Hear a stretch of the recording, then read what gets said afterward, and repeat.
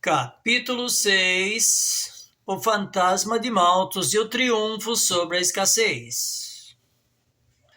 No final do século XVIII, enquanto a Revolução Industrial dava os seus primeiros passos na Inglaterra, um reverendo e economista britânico chamado Thomas Robert Malthus lançou uma sombra de pessimismo sobre o futuro da humanidade.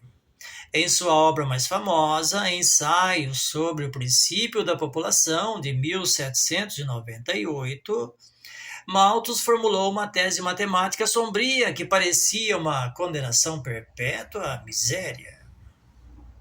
A preocupação central de Malthus girava em torno do descompasso inevitável entre duas forças, a biologia humana e a capacidade da Terra.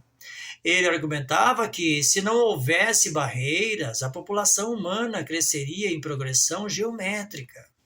1, 2, 4, 8, 16, 32. Dobrando a cada poucas décadas devido ao instinto de reprodução. Por outro lado, a produção de alimentos e a oferta de terras cultiváveis cresceriam apenas em progressão aritmética. 1, 2, 3, 4, 5, 6. De forma muito mais lenta e linear. A conclusão matemática malthusiana era catastrófica. O crescimento da população inevitavelmente superaria a capacidade do planeta de produzir comida. O resultado final dessa conta seriam as chamadas barreiras positivas da natureza, fomes em massa, pestes devastadoras e guerras sangrentas por recursos escassos, que reduziriam a população de volta ao nível de pura subsistência. Para Malthus, a humanidade estava presa em um quadro escuro sem saída. Qualquer tentativa de ajudar os mais pobres por meio de caridade ou aumentos salariais seria, a longo prazo, pior. Eles teriam mais filhos e acelerando o colapso e a fome geral. Eles tinham em mente na época que se o seu salário aumentasse ou se a produção de alimentos aumentasse, a população também aumentava. Se a produção de alimentos diminuía, a população também diminuía. Essa estatística me parece que está no livro de Adam Smith, de 1776. Tenho certeza não, mas parece que eu li no livro dele. No entanto, o fantasma de Malthus errou de forma espetacular. Ele não previu que a força que nós detalhamos nos capítulos anteriores, o acúmulo de capital privado e a inovação tecnológica estimulada pelo livre mercado, quebraria as leis da matemática linear da agricultura. O capitalismo não apenas expandiu a quantidade de terras cultivadas, ele revolucionou a produtividade de cada centímetro de solo. O investimento privado financiou inventos que Malthus jamais poderia imaginar.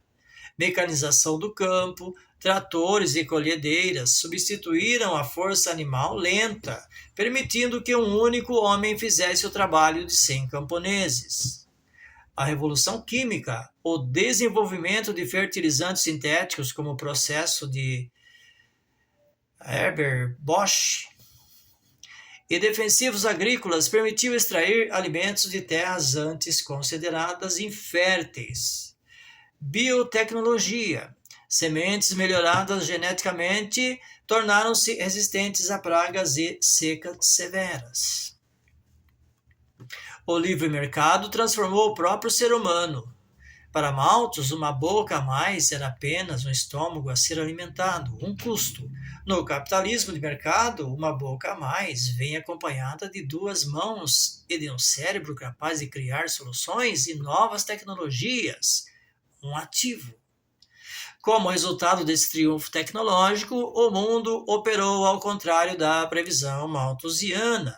Nos últimos 2 séculos, a população mundial saltou de cerca de 1 bilhão para mais de 8 bilhões de pessoas.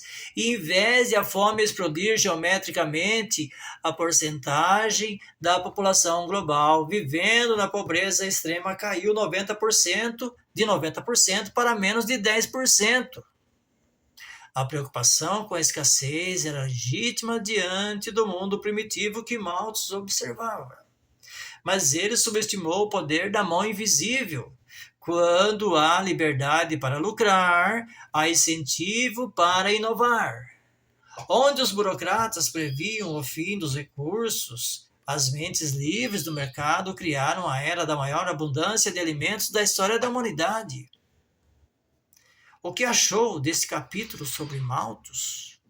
Ele amarra muito bem o contraste entre a visão pessimista do passado e a realidade da abundância que o capital gerou. Compreende?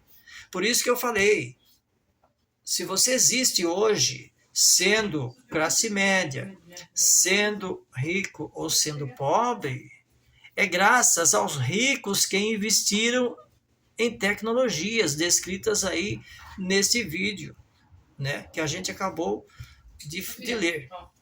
Compreende? Se você gostou, compartilhe.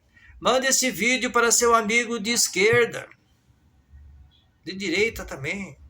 Mas mande para o seu amigo de esquerda para ver o que ele vai achar. Vai criticar, é claro. Vai criticar.